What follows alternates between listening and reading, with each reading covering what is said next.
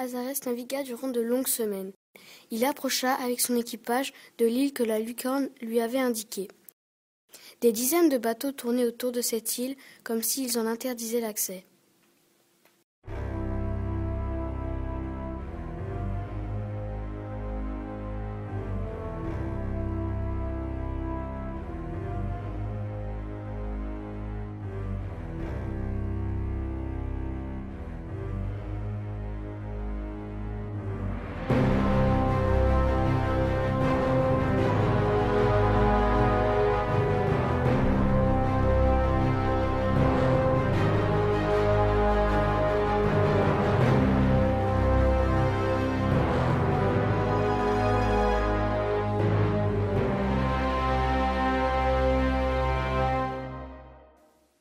Une immense lumière émanait du milieu de cette île mystérieuse. Azarès remarqua que les bateaux avaient toutes des voiles noires. Son propre bateau avait lui des voiles grises avec une croix rouge.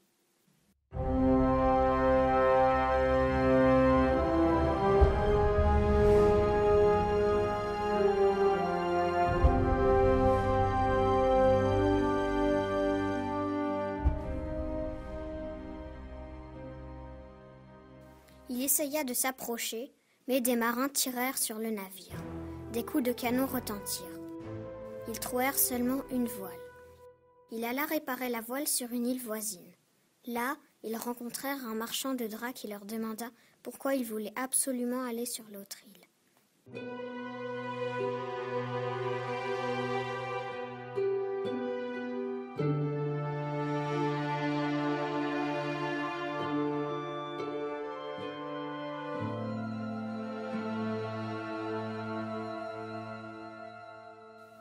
Je suis Azarès, dit-il, et je cherche mon père depuis des années. En tout cas, tu ne pourras jamais pénétrer sur cette île. Elle est gardée jour et nuit. Pour quelle raison ? Personne ne le sait. Ils attendirent plusieurs jours qu'un bateau vienne s'approvisionner sur cette île. Un bateau aux voiles noires, les seuls qui pouvaient aller sur l'île. Il attrapa un marin des bateaux noirs et lui demanda ce qu'il gardait de si précieux sur cette île. Celui-ci l'ignorait, mais il savait que c'était un ordre de la reine de son aventure précédente. Azarès et ses hommes tuèrent tout le monde et prirent le bateau aux voiles noires. Il accosta sur l'île. Plein de gardes étaient postés autour d'un mausolée magnifique en forme de pyramide. En s'approchant, un garde lui mit la main sur l'épaule et lui demanda qui il était.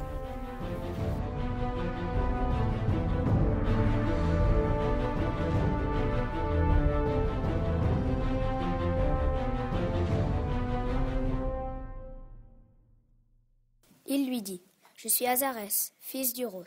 Avez-vous entendu parler de lui ?» Le garde se tut et réfléchit. Azarès insista. « Vous avez entendu parler de lui ? Entre, lui dit le garde, et dis que tu viens de la part de Hacham. »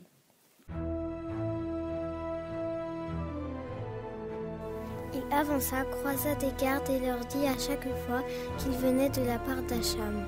Les gardes s'écartèrent l'un après l'autre. Il crut reconnaître parmi les gardes des visages familiers, dont celui de son oncle qui faisait partie de l'équipage d'Uros. « Mon oncle, que faites-vous ici ? Qui gardez-vous ?»« Avance, lui dit-il d'un ton très grave. Il arriva au cœur du mausolée géant et vit un énorme tombeau avec un aigle perché dessus. Il lut « Ici repose Uros. »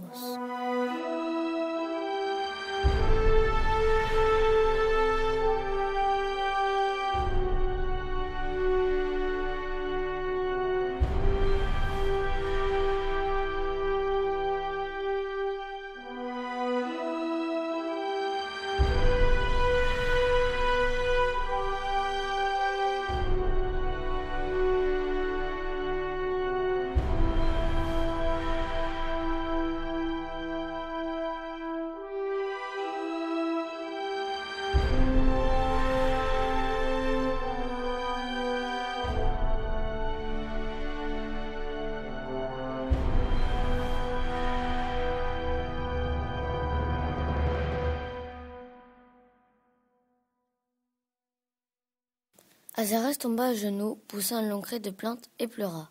Il comprit qu'il était arrivé au terme de son aventure. L'aigle vint se poser sur son épaule. Azarès décida de ramener le tombeau de son père sur son île natale.